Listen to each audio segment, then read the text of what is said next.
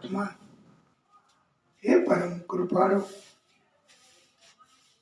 हे भागवत स्वरूप भगवान, हे प्रभु सीताराम राम राम, सीताराम राम राम, राजा राम राम राम, राजा राम राम राम, सीताराम राम राम, राजा राम राम राम, सीताराम राम राम, राजा राम राम राम, सीताराम सीताराम सीताराम सीताराम, राजा राम राम राम।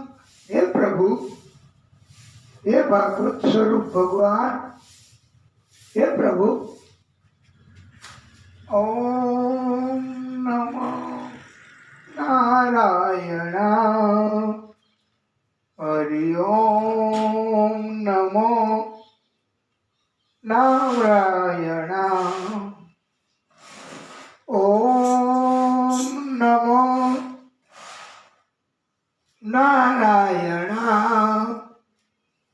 हरि ओम नमो नारायण, श्रीमन्नारायण नारायण हरि हरि, श्रीमन्नारायण नारायण हरि हरि, हरि हरि हरि हरि, श्रीमन्नारायण नारायण हरि हरि।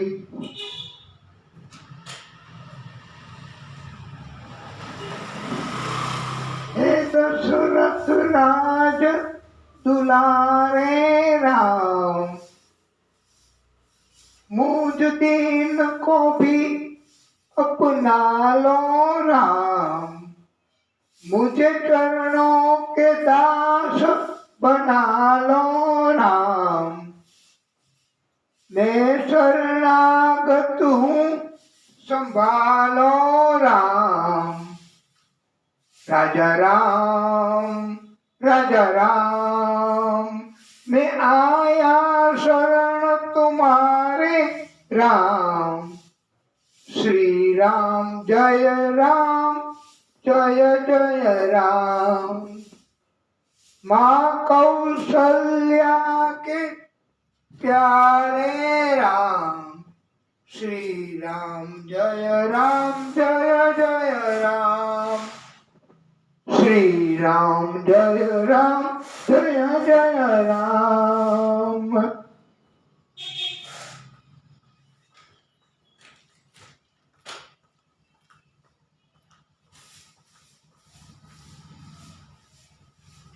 दैत्यो अभिमानी कपटी જ્યારે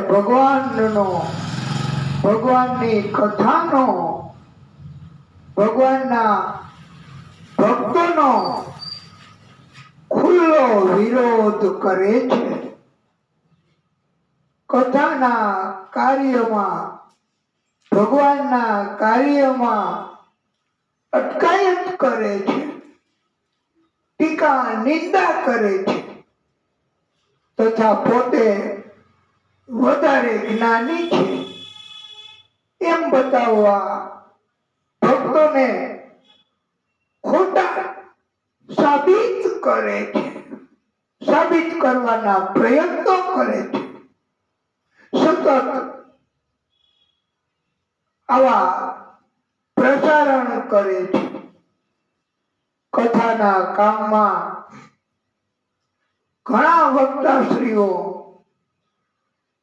આવા ભય અનુભવતા હોય છે કે કથાના માધ્યમથી કાંઈક બોલાઈ જશે તો આ તો જીભ છે, સ્લીપ ઓફ ટંગ, એ કાનૂન પણ માફ કરે છે, તો કાનૂન પણ સ્લીપ ઓફ ટંગ એટલે જીભ એ કદાચ કઈ ભૂલ કરે તો કાનૂન દરગુજર કરે છે।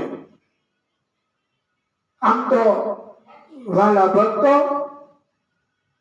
વક્તાઓ એમને પ્રભુ ખાતરી આપે છે કે જાઓ તમે કથા ચાલુ કરો, તમે કોઈ પણ કહેશો ને તમે અવળું બોલાઈ જશે તો હું સવડું કરી દઈશ. એમનામાં આવી આદિશક્તિમાં એવી એક પ્રકારની ઉદારતા છે વાલા ભક્તો. માટે વક્તાઓ એમણે જરાય સંકોચ અનુભવવો નહીં. કોઈની ટીકાનું કાંઈ નથી આ થઈ શકતું, કારણ કે ટીકા છે એ વિરોધ છે, એ તો એક અણગમો અથવા તો એક જાતનું અભિમાન એવા લોકોનું કે પોતે બહુ વિદ્વાન છે અને આને નથી ખબર પડતી, તો ઈ પ્રભુ એનાથી નારાજ થાય છે. અભિમાન હોય તોય નો સારું, અને ટીકા નિંદા એ પણ પ્રભુને પસંદ નથી હો.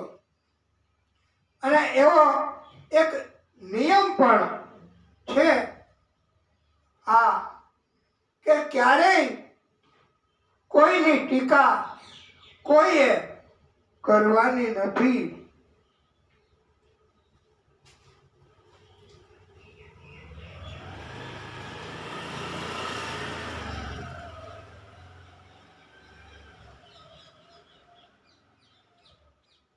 એના માટે એમ કહેવામાં આવે છે, પ્રાર્થના પણ એમ કરવામાં આવે છે કે આવા સંજોગોમાં ભગવાન આવા લોકોને દયા રાખીને સમજાવવા માટે કહે છે કે પ્રભુ તો હંમેશા તક આપે છે સુધરવાની, પણ પરમ કૃપાળુ આવા વિરોધ કરવા વાળાઓને કહે છે કે અત્યારે તમારી પાસે આ દુનિયા એનો ટેકો છે. દુનિયાના આવા લોકો તમને ટેકો આપે છે. અત્યારે તમારું અભિમાન વધ્યું છે, પણ ભક્તોને આવા લોકોને ભગવાન કહે છે કે પછી તમારે ગમે ત્યારે મારી પાસે આવવું હોય ત્યારે તમે આવો, હું તમને સ્વીકારીશ. અત્યારે તો તમે નહીં આવો, પ્રભુ પાસે નહીં જાઓ, પણ જ્યારે દુનિયા તમને છોડશે ને, દુનિયા તમને તકલીફ આપશે, ત્યારે તમે મારી પાસે ચોક્કસ અને હું તમને સ્વીકારીશ. એટલે એમ કહેવામાં આવે છે, દુનિયા જબ तुम्हारा हृदय तोड़ दे, तड़पता हुआ जब तुम्हें छोड़ दे, तुम जब दुखी हो जाओ, घर परिवार दुनिया તમારો વિરોધ કરે, તમારો ત્યાગ કરે, ત્યારે तब तुम मेरे द्वार आना भक्त, मेरा द्वार खुला है, खुला ही रहेगा जीवात्मा के लिए.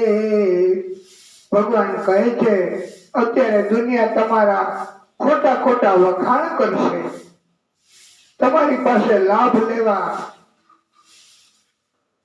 તમને છોડશે નહીં, તમારી હારે ને હારે રહેશે. તેથી અત્યારે તો અભી તો तुम्हें मेरी जरूरत नहीं, ये दुनिया वाले तुम्हें मिल जाएंगे. अभी शरीर में बल में युवान हो तुम दुनिया वाले सदा तारीफ करेंगे। बुढ़ापा तुम्हें जब डराने लगे, जवानी दामन छुड़ाने लगे, तब तुम मेरे द्वार आना भक्तों, मेरा द्वार खुला है, खुला ही रहेगा तुम्हारे लिए। कोई शर्त होती नहीं भक्ति में, मगर भक्ति तुमने शर्तों पे की। दुनिया तुमसे दूर जाने लगेगी, नजर से तुम्हें गिराने लगेगी। जब अपनी नजर में तुम गिरने लगो, दर्द दुख में अपने गिरने लगो, तब तुम मेरे पास आना भक्तों, मेरा दर खुला है, खुला ही रहेगा तुम्हारे लिए। દિવ્ય બોધ ખાસ ઉપદેશ સરળતાથી સમજવા માટે પરમ શ્રોતાઓ, જો આપની પાસે કાગજ પેન હોય તો લખી લેજો। વેલ્થ ઇઝ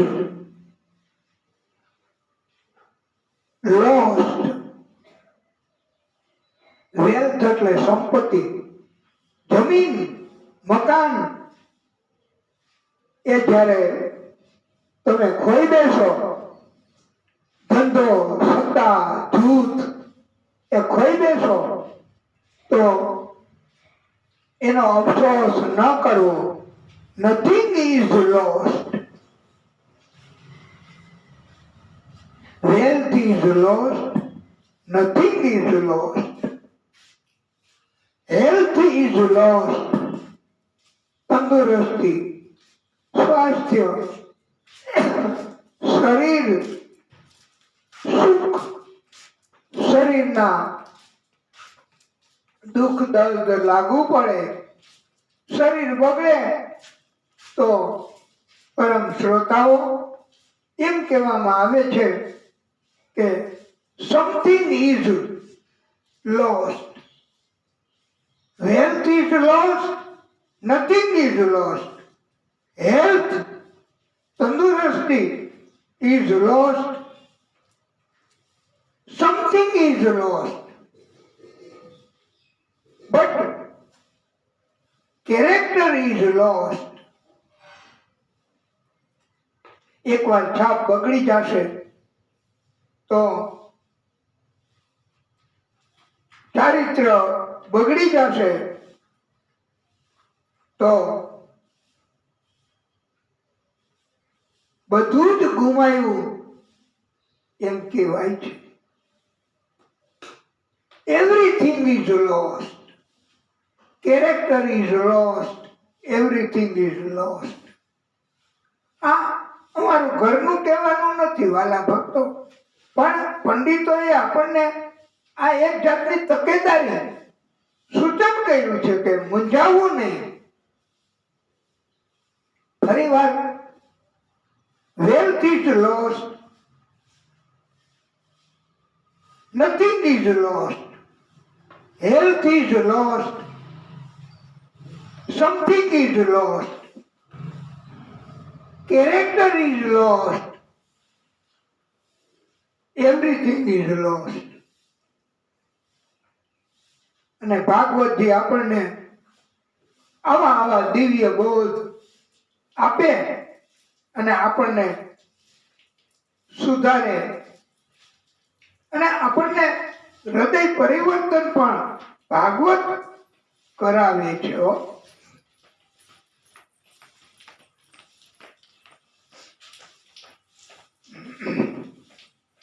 એમ કહેવામાં આવ્યું છે, પાપી પણ પલમાં સુધરી જાય ભાગવતજીના સંગમાં. પાપી પણ પલમાં સુધરી જાય ભાગવતજીના સંગમાં. દિવ્ય ઉપદેશ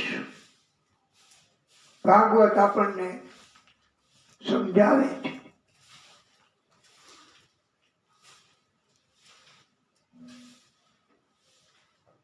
શ્રી શુક ઉવાચ, હે રાજન, પ્રભુ શ્રી હરિ વિષ્ણુ પરમાત્માની નાભીમાંથી કમળ, કમળમાંથી બ્રહ્માજી અને બ્રહ્માજીએ પોતાના મનના સંકલ્પથી વિચારો કરીને સંતાનો પુત્રો ઉત્પન્ન કર્યા. બ્રહ્માજીએ માનસ પુત્રો ઉત્પન્ન કર્યા. આ પુત્રો પૈકી એક પુત્ર એ અત્રિ ઋષિ એના નામથી ઓળખાય છે. આ બ્રહ્મા પુત્ર અત્રિના લગ્ન અનસુયાની સાથે થયા. આથી અનસુયાના સગા સસરા એ બ્રહ્માજી છે. સતી અનસુયાને ત્યાં પરીક્ષા લેવા બ્રહ્મા વિષ્ણુ મહેશ એ પધાર્યા. ત્રણેય ભગવાનોએ એક એક અંશ પ્રગટ કરી અને દત્ત, દુર્વાસા, ચંદ્ર એમના પ્રાગટ્ય કરાવ્યા. આ ત્રણેય શક્તિ સ્વતંત્ર રીતે પણ કામ કરે છે, ભક્તોને મદદ કરે છે, સંયુક્ત રીતે પણ કામ કરે છે. એને દત્તાત્રેય પરંપરા કહેવાય છે. આટલી વાત આપણે જાણીએ પછી, હે રાજા, બ્રહ્માજીએ ચંદ્રને બ્રાહ્મણોનો, ઔષધિઓનો અધિપતિ, નક્ષત્રનો અધિપતિ બનાવ્યો છે. એટલે ચંદ્રને અભિમાન બહુ આવ્યું. પદ મળે, કઈ મોટા લાભ થાય તો અભિમાન ચોક્કસ આવે. એમ કહેવાય છે. ઘણા દરિયા સમાન હોય તો એમને ઘણું બધું મળે, પણ જયારે આને અભિમાન જ ન હોય એનું નામ પરમ ભક્ત કહેવાય છે. ચંદ્ર એને પોતાના રૂપ એનું બહુ અભિમાન હતું. એના કારણથી ગુરુ બૃહસ્પતિની પત્ની તારા એને આ ચંદ્ર ઉપાડી ગયો. કોઈ સુંદરતા પ્રભુએ આપી હોય તો કઈ કોઈને ઉપાડી જવાય? કોઈની પત્નીને ઉપાડી જવાય? હવે ચંદ્ર અને બૃહસ્પતિ એમની વચ્ચે દુશ્મની થઈ. ચંદ્રના પક્ષમાં શુક્રાચાર્ય અને બધાય અસુરો, બૃહસ્પતિના પક્ષે બધાય દેવો. આવી રીતે બે ભાગમાં વેચાઈ ગયા. ભલા ભક્તો, દુનિયામાં પણ મોટે ભાગે આવું બનતું હોય છે કે સામાન્ય એવી તકરાર થાય ને તોય દુનિયાના માણસો થોડાક આ પક્ષમાં અને થોડાક આ પક્ષમાં, એમ બે પક્ષમાં વેચાઈ જાય. અને આને આવી આવી વાતો કરે અને આને આવી આવી વાતો કરે. દુનિયાને આવું જ કરવાનું છે. પણ કોઈ સંધિ કરાવવામાં મોટે ભાગે નથી માનતા, પણ આ તો બ્રહ્માએ તરત જ સમજાયું ચંદ્રને,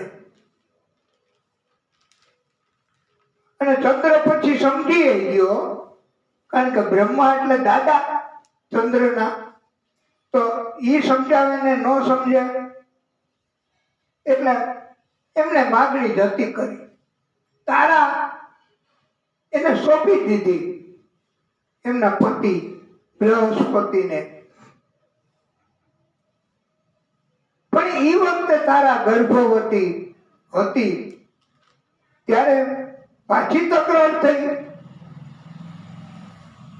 ચંદ્રએ કહ્યું કે એ તારા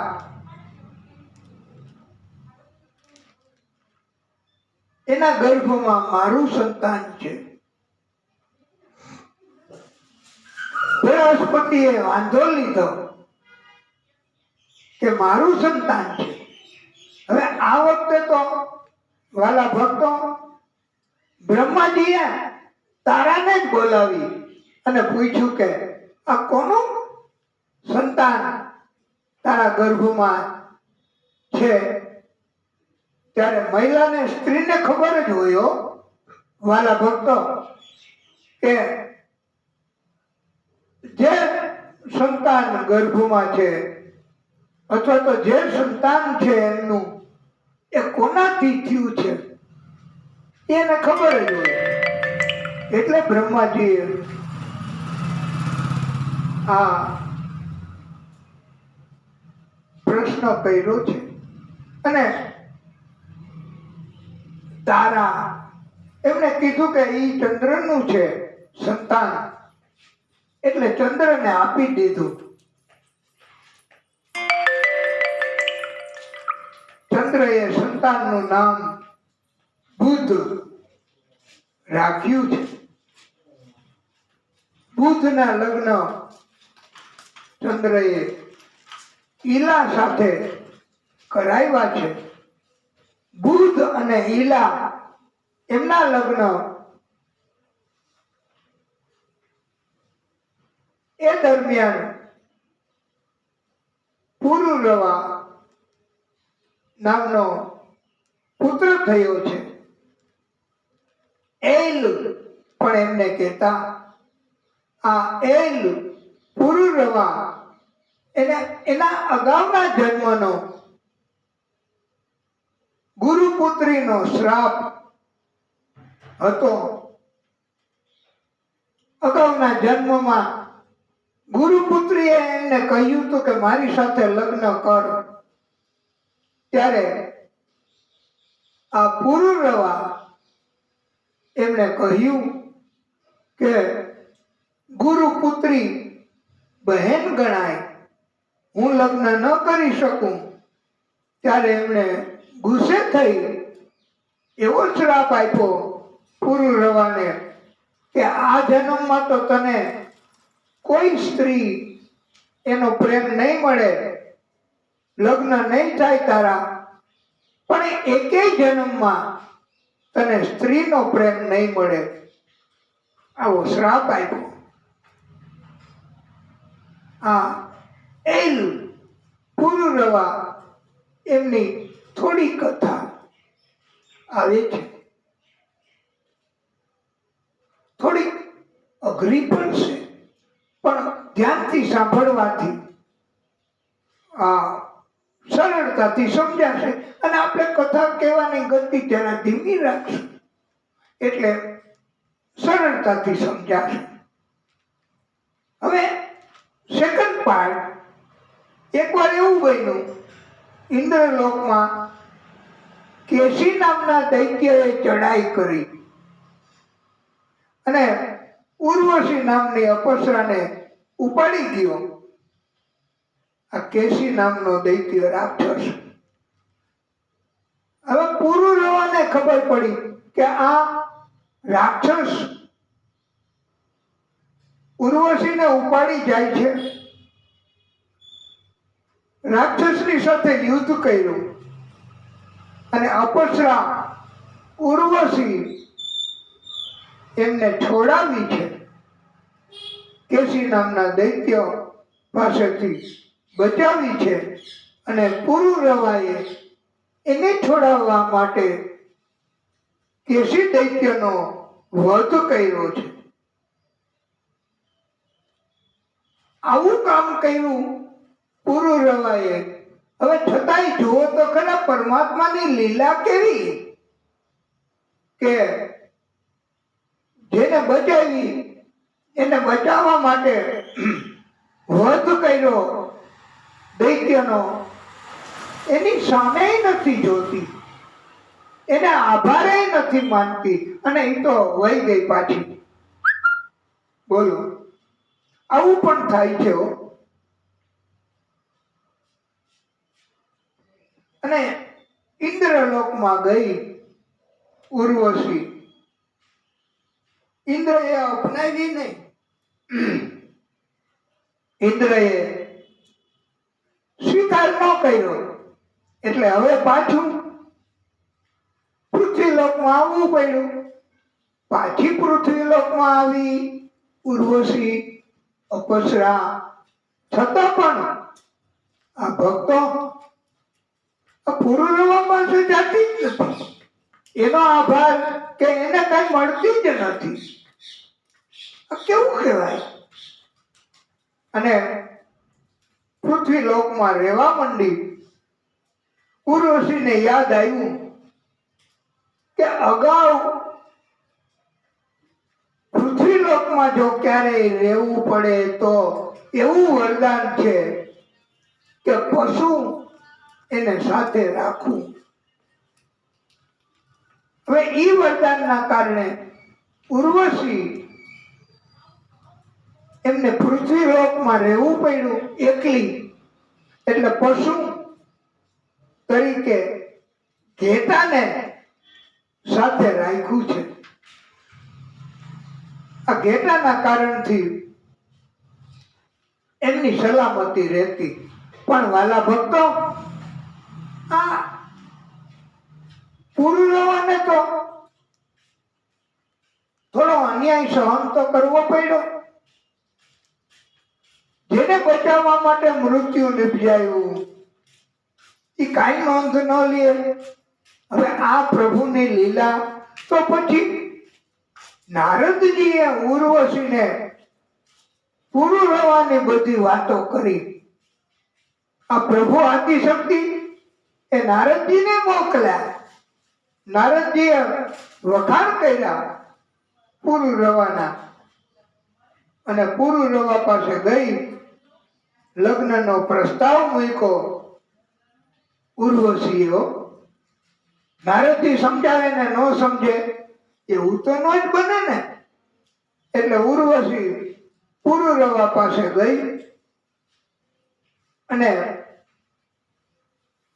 કે લગ્ન કરીએ આપણે બંને. હું તમને પસંદ કરું છું. ત્યારે આ પુરુરવાને અગાઉના જન્મનો ગુરુપુત્રીનો શ્રાપ હતો ને, પણ એકેય જન્મમાં તને સ્ત્રીનો પ્રેમ નહીં મળે.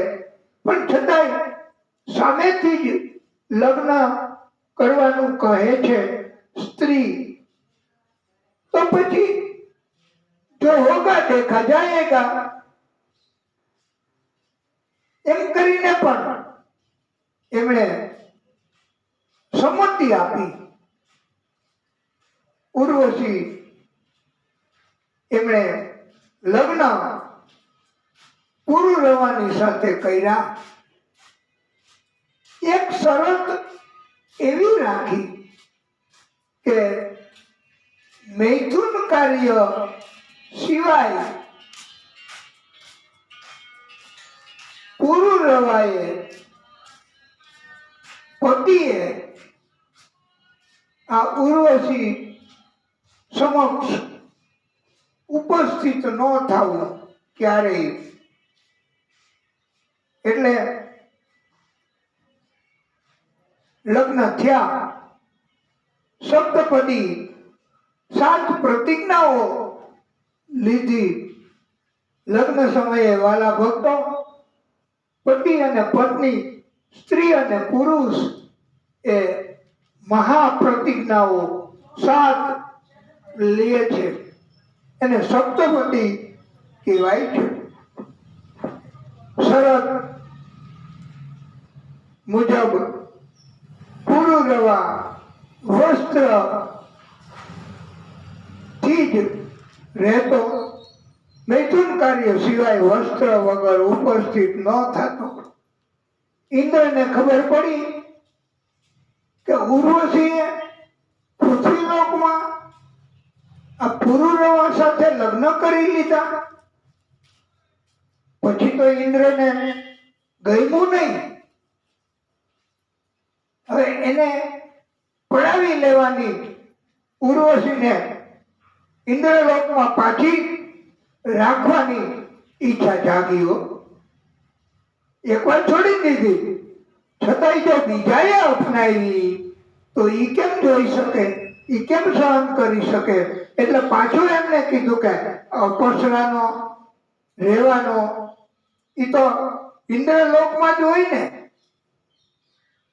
ઉર્વશી એને અધિકાર ઇન્દ્રલોકમાં જ રહેવાનું હોય છે. એટલે ગંધર્વોને મોકલા ઇન્દ્રએ. અને ગંધર્વોએ તો યુક્તિ એવી કરી કે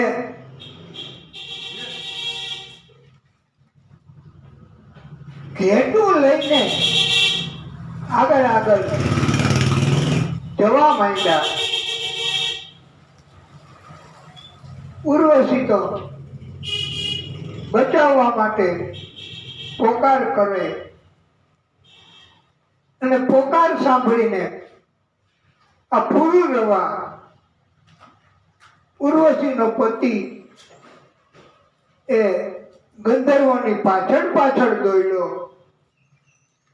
હવે થોડે દૂર જઈ અને ગંધર્વોએ ઘેટાને છૂટું મૂકી દીધું. ગંધર્વોને એવી બુદ્ધિ આવી કે ઘેટું મૂકી દઉં, ઘેટું લઈ અને અત્યારે રાત્રિમાં આ વસ્ત્ર વગરનો ઘેટું લેવા માટે આવી ગયો છે પાછળ પાછળ, તો આને આ દશામાં ઉર્વશીની પાસે જાશે ઘેટું આપવા માટે, અને લગ્નની શરતનો ભંગ થશે. એટલે બન્યું પણ એવું વાલા ભક્તો, એ ઘેટું આપવા માટે એને દશામાં ગયો. ત્યારે ઉર્વશીએ શરતનો ભંગ ગણી અને એ તો વહી ગઈ. પાછી પુરુરવા એના સાથે રહેતી હતી, તો પાછી ઇન્દ્ર પાસે વહી ગઈ. અને ઇન્દ્રએ રાખી પણ લીધી ઇન્દ્ર નગરીમાં. ત્યારે હવે આ ભાગવત કથા સત્ય હોય એ જ હાલે. કપટ ઇન્દ્રનું ગંધર્વનું કોઈનું ન હાલે. અને આવી રીતે વાલા ભક્તો આ તબક્કે એમ પણ નોંધવા યોગ્ય છે કે કપટ કોઈનું ક્યારેય બહુ ચાલતું નથી. જૂઠ ક્યારેય બહુ ચાલતું નથી. એમ કહેવાય છે કે झूठ ज्यादातर टिकता नहीं, झूठ के पैर नहीं होते, झूठ चल नहीं सकता. તમને કદાચ કહો 500 રૂપિયા વાળી નોટ પ્લાસ્ટિક આપી દે અને તમે ધ્યાન વગર એ રાખી લ્યો તો ઈ નોટ પછી તમે બીજાને આપો તો નહીં ચાલે, એ લેશે નહીં. ઈ તો જોઈને કે આ નો ચાલે, આ નોટ 500 વાળી, એમ ખોટી નોટ એ ચાલતી નથી, એમ જૂઠ એ ચાલતું નથી. વાલા ભક્તો, જૂઠ એને અને ખોટી નોટ ચલાવવા માટે પણ જો તમારે કોઈને 10,000 રૂપિયા આપવાના હોય અને 500 વાળી નોટો, એમાં વચ્ચે એક નોટ આવી તમે રાખી દો તો પછી એ સાચી નોટો ભેગી કદાચ આ એક નોટ એ વહી પણ જાય. આવી તરકીબો ઘણા કરતા હોય છે, પણ કપટ નથી ચાલતું. એ ઘણા પ્રસંગો એવા બને છે. એટલે એમ કહેવાનું છે કે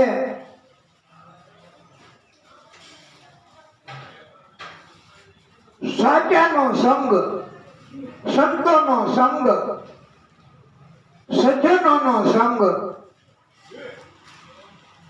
એની સાથે સાથે એની તો કિંમત થાય, પણ એનો સંગ કરવા વાળા એની પણ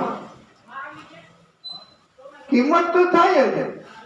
પણ પછી ખબર પડે કે આ ખોટો માણસ છે, આ જૂઠ વાળો માણસ છે, તો પછી કોઈ એને સ્વીકાર કરતા નથી. પણ એકવાર તો બધા ગેરમાર્ગે દોરવાય તો જાય જ.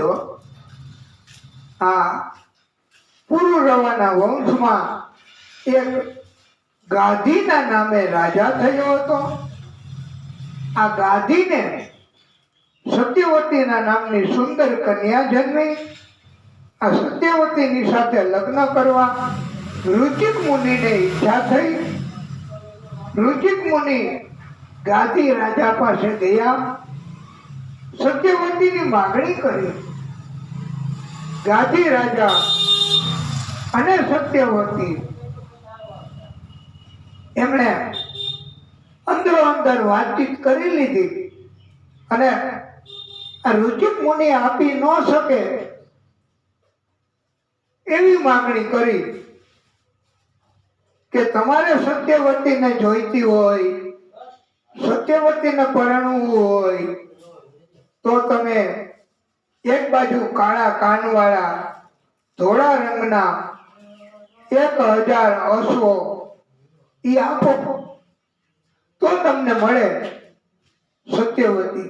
અને સત્યવતીએ કહ્યું કે તો હું તમારી સાથે લગ્ન કરું, પણ આ તો પરમાત્માની કૃપા, એને કોઈ જીતે, એને કોઈ લગે, ઈ કોઈ દિવસ હારે, એને કઈ નિરાશ થવું પડે ક્યારે? આ તો પરમાત્મા. પ્રભુએ વરુણ દેવ એમને મોકલા. રુચિક મુનિ પાસે વરુણ દેવ પધાર્યા. વરુણ દેવે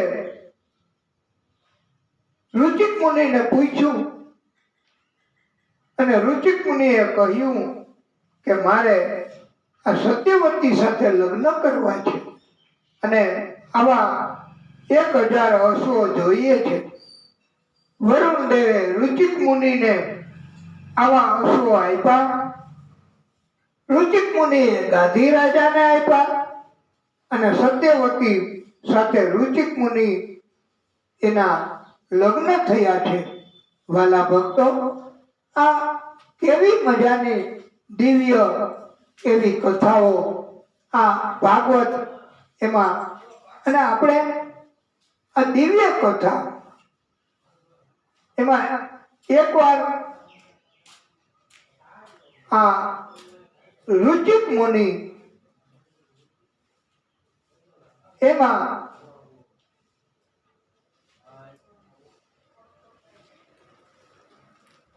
રુચિક મુનિએ સત્યવતીને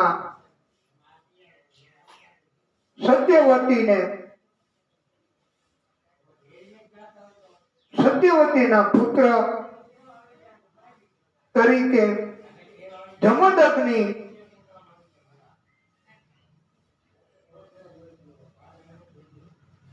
એના લગ્ન રેણુની પુત્રી રેણુકા સાથે થયા.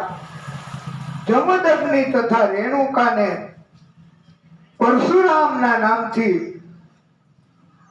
પુત્ર થયા. આ આદિશક્તિએ જ પ્રાગટ્ય કર્યું છે વાલા ભક્તો, પરશુરામના રૂપમાં. બોલીએ પરશુરામ ભગવાન કી જય. પરશુરામજી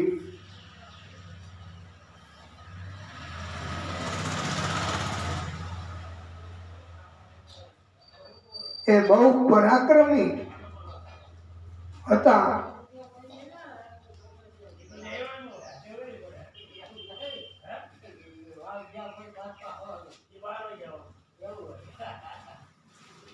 પરશુરામજીના પરાક્રમ આપણે બધા જાણીએ છીએ.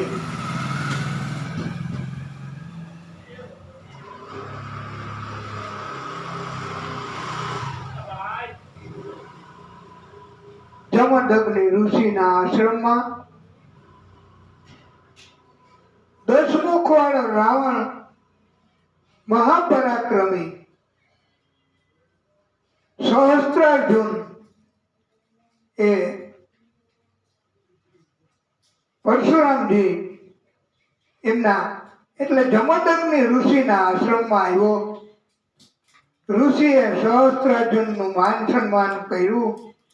સહસ્ત્રાર્જુને ઋષિ એમના તરફ જેલસી થઈ. ઋષિની પાસે કામધેનુ ગાય હતી. આ સહસ્ત્રાર્જુન એમણે આ કામધેનુ ગાય અને વાછરડાને બળજબરીથી ઉપાડી ગયો. કોઈ બચાવી ન શક્યા. જમદગ્નિ પણ બચાવી ન શક્યા. પરશુરામજી આવ્યા અને એમને વાત કરી. પરશુરામજી એમણે આ ઉપાડી જનાર સહસ્ત્રાર્જુન એમની પાછળ ગયો મહેશમતી નગરીમાં અને યુદ્ધ કર્યું સહસ્ત્રાર્જુનની સાથે. મહાયુદ્ધ થયું. પરશુરામજીનો ગુસ્સો બેકાબુ બન્યો. સહસ્ત્રાર્જુનને પકડી એનું માથું કાપી નાખ્યું. આ દ્રશ્ય જોઈ સહસ્ત્રાર્જુનના 10,000 દીકરાઓ એ દૂરથી જોયું અને એ તો ભાગી ગયા. બીકના માર્યાઓ પોતાનો જીવ બચાવીને. જમદગ્નિ ઋષિ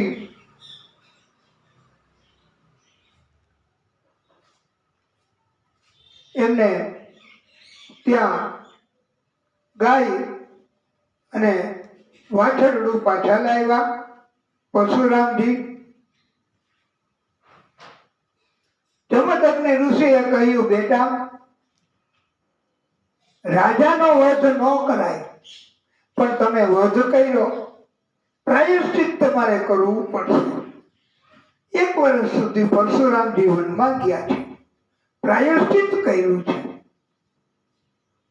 પણ વાલા ભક્તો, એવું બન્યું કે સહસ્ત્રાર્જુનના 10,000 દીકરાઓ એ બદલો લેવા માટે આશ્રમમાં જમદગ્નિ ઋષિ અને રેણુકા એમના પત્ની હતા એ દરમિયાન ચડાઈ કરી, તોડભાંગ કરી અને જમદગ્નિ ઋષિનું માથું કાપીને એ 10,000 સહસ્ત્રાર્જુનના દીકરાઓ લઈ ગયા. પરશુરામને ખબર પડી. પાછા પરશુરામજી યુદ્ધ કર્યું. મહિષ્મતી નગરીમાં જઈને બધાયના માથા કાપી નાખ્યા. 10,000 માથાઓનો ઢગલો, કેવડો મોટો ડુંગર, અને લોહી કેટલું બધું નીકળે અને વહેવા માંડ્યું જાણે લોહીની નદી ન વહી હોય. અને મસ્તક લઈ પરશુરામજી આશ્રમમાં આવ્યા. પોતાના પિતા જમદગ્નિ ઋષિ એમના શરીર ઉપર મસ્તક પધરાયું અને પરશુરામજી એમણે મંત્રોચ્ચાર કરી જમદગ્નિ ઋષિ પોતાના પિતાને જીવિત કર્યા છે. આ પરશુરામજીના પરાક્રમ ખૂબ જ નોંધનીય છે. પરશુરામજી એ પરમ શક્તિ આદિશક્તિનું પ્રાગટ્ય છે. એકવાર આ રેણુકા એ માનસિક વ્યભિચાર, એને માનસિક વિચારો થી પણ વ્યભિચાર કર્યો. આશ્રમમાં આવવામાં મોડું થયું અને જમદગ્નિ ઋષિને ખબર પડી ગઈ કે પત્ની રેણુકા એને માનસિક વ્યભિચાર કર્યો છે. અને મોડું થયું એટલે એને પણ થોડો ભય લાગ્યો. રેણુકા એ પણ ઊભા જ રહ્યા, કાંઈ બોલ્યા નહીં. પરશુરામજી એમના ભાઈઓ હતા. જમદગ્નિ ઋષિએ કહ્યું કે તમારી માને મારી નાખો, એને માનસિક વ્યભિચાર કર્યો છે. ત્યારે કોઈ દીકરાઓએ પિતાની આજ્ઞાનું પાલન કર્યું નહીં. પરશુરામજી આવ્યા. પરશુરામજીએ એમને કીધું, પિતા જમદગ્નિએ, કે તમારી માં અને તમારા બધા ભાઈઓ એને મારી નાખો. એટલે પરશુરામજીએ તો પિતાની આજ્ઞાનું પાલન કર્યું. ગમે તેવી આજ્ઞા હોય, પિતાની આજ્ઞા છે ને તો જ એમને કથાઓ, એમના વખાણ, એમની કીર્તિ આપણે અત્યારે પણ યાદ કરીએ હો. નહીતર કળિયુગમાં તો કોણ પિતા, કોણ માતા, કોણ સંતાન, શું સ્વાર્થ અને પિતાને સૂચન કે આજ્ઞા પણ ક્યાં કોઈ પસંદ કરે છે. પરશુરામજીએ કાંઈ વિચાર કર્યા વગર એની માતા અને એના ભાઈઓ એને મારી નાખ્યા. પિતાની આજ્ઞાનું પાલન કર્યું છે. પછી પિતાએ કહ્યું કે હું બહુ ખુશ થયો છું, તમે મારું માન રાખ્યું, તમે આજ્ઞાનું પાલન કર્યું, તમે માગી લ્યો વરદાન. ત્યારે પરશુરામજીએ વરદાન માંગ્યું કે મારા ભાઈઓ અને મારી માં એમને જીવતા કરો અને ક્યારેય એમને યાદ ન આવે કે મેં એનું મૃત્યુ કર્યું છે, એવું કરી આપો. એટલે એવું કરી આપ્યું અને પછી જીવિત થયા. આ પરશુરામજી એમના પરાક્રમો ઘણા ઘણા ઘણા છે.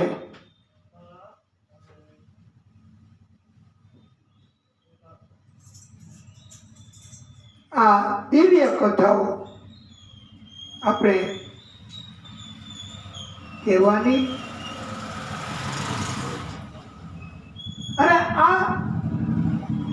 પરશુરામજી એ સ્વયં સાક્ષાત આદિશક્તિનું જ પ્રાગટ્ય છે.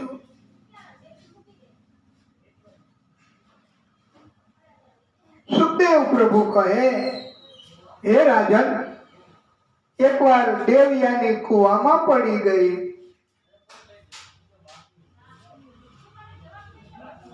યયાતિ રાજા ત્યાંથી નીકળ્યા. દેવયાનીને હાથ પકડીને કુવામાંથી બહાર કાઢી. ત્યારે દેવયાનીએ લગ્ન કરવા માટે કહ્યું. લગ્ન થયા. દેવયાની અને યયાતિ રાજાના. શુક્રાચાર્ય એમના પિતા એમણે લગ્ન કરાવી આપ્યા. સાથે એક દાસી પણ શર્મિષ્ઠા મોકલી. શરત એવી રાખી કે શર્મિષ્ઠાની સાથે સમાગમ યયાતિ રાજાએ ન કરવો. દેવયાની પત્ની સાથે જ જીવન જીવવું. પણ એમાં બન્યું એવું કે એકવાર શર્મિષ્ઠાએ સામેથી જ પ્રસ્તાવ કર્યો મૈથુન કાર્ય માટે.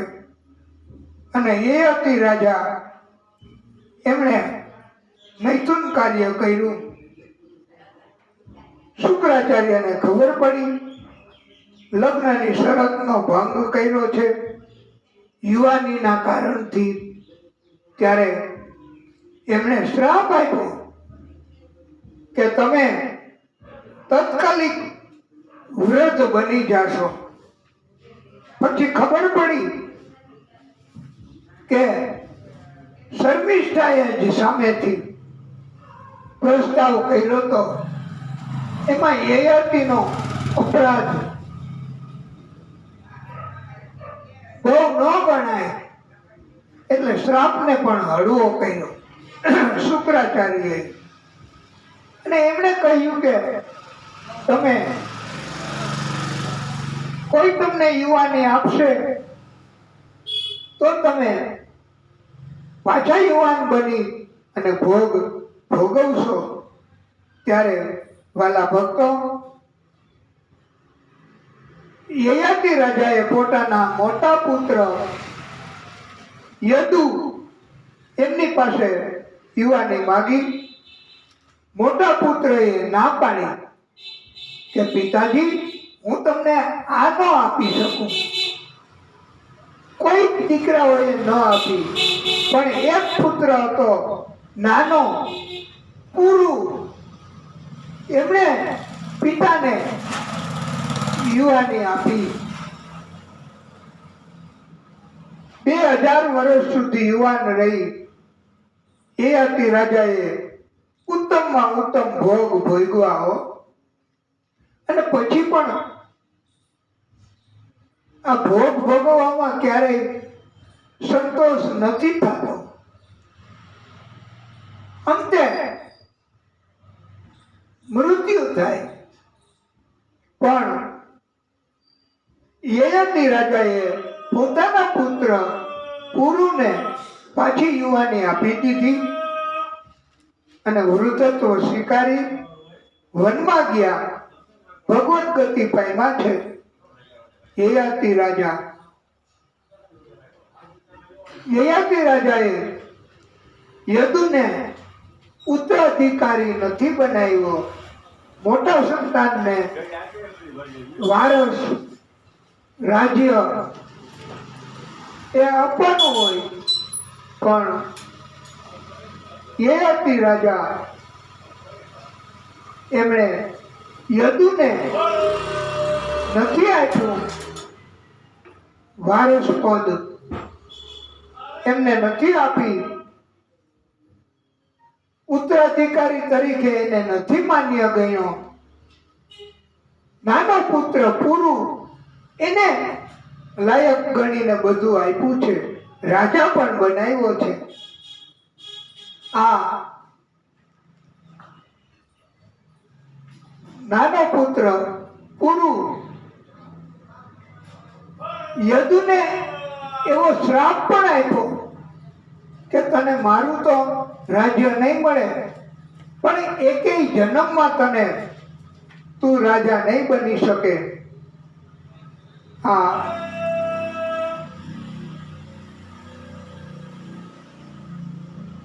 યદુના વંશમાં કૃષ્ણ થયા છે. પુરુના વંશમાં કૌરવો અને પાંડવો થયા છે. પુરુના વંશમાં કૌરવો પાંડવો એ રાજ્ય ગાદી માટે અને ભાગ માટે થઈને તકરાર થાય છે, એવી કથાઓ આવે છે.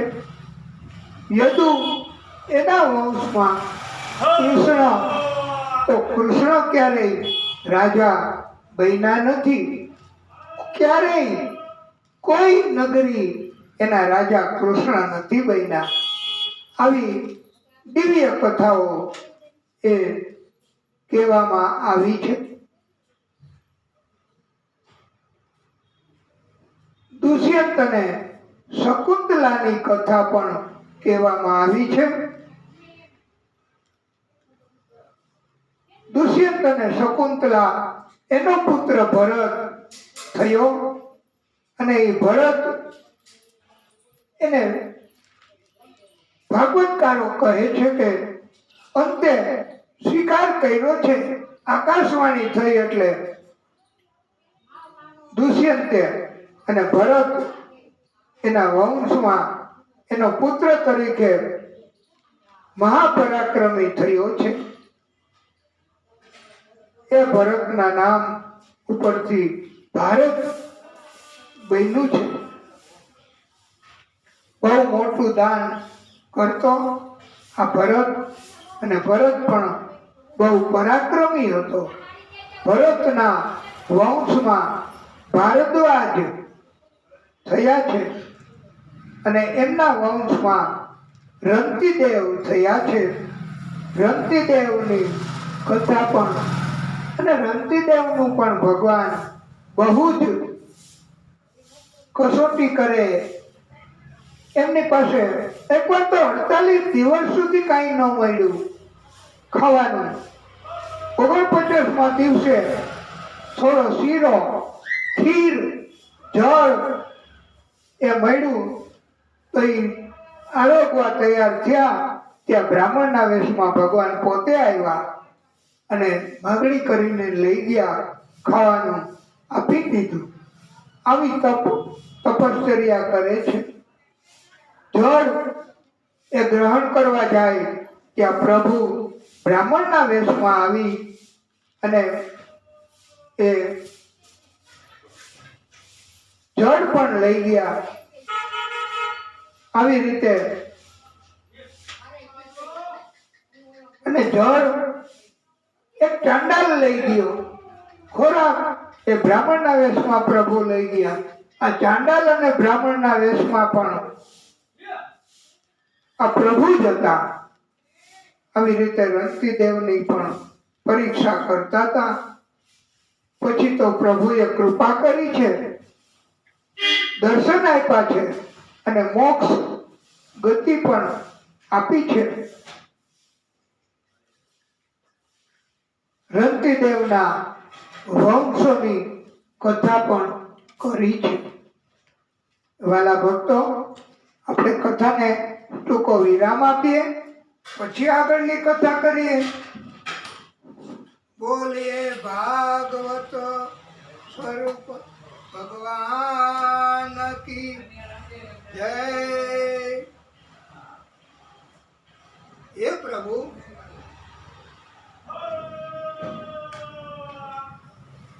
હે દાદા,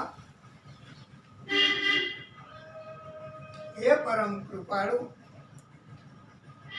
હે પરમાત્મા, હે ભાગવત સ્વરૂપ ભગવાન,